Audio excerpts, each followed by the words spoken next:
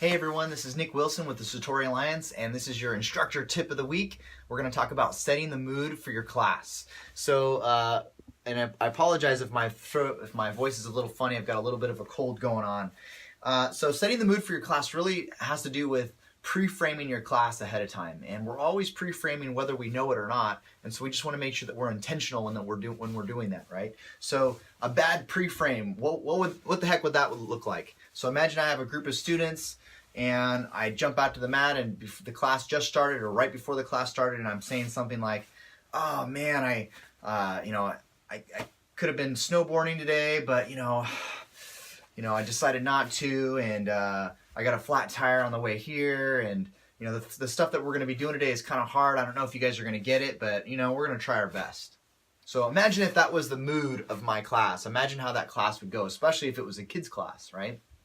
They probably wouldn't be very excited about, getting out to the mat and, having a great class with a lot of energy. So the class is always going to reflect your mood. And so it's really important for us to make sure that we're in the kind of that correct state for ourselves, and to cinch the belt. As soon as we cinch the belt, we're stepping onto the mat with the best version of ourselves, right?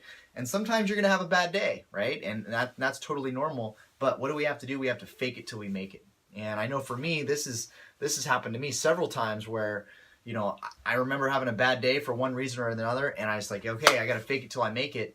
And usually after 15 minutes or so of fake it until I make it, I usually end up feeling actually genuinely good, right? And getting myself there. So it's really important that if you decide to have fun, chances are your students are also going to decide to have fun. And getting to yourself there. So be intentional anytime you start class and set that mood correctly. And again, that mood may shift as the class goes. So if you see it start to wane a little bit, you got to kind of get it back to center. And again, you're the leader, and so you are always going to be the one that sets the tone for the class. There was a book I read a couple years ago called Primal Leadership, and I can't remember the name of the authors right now.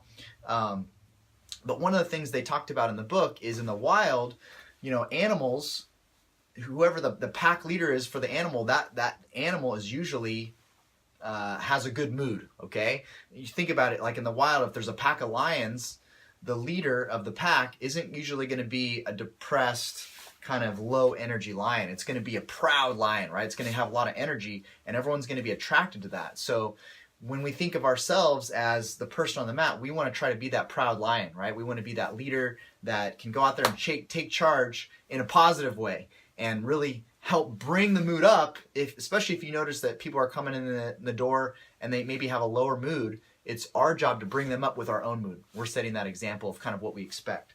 So hope you guys set the mood for your class this week and have an incredibly awesome day. Thanks for watching.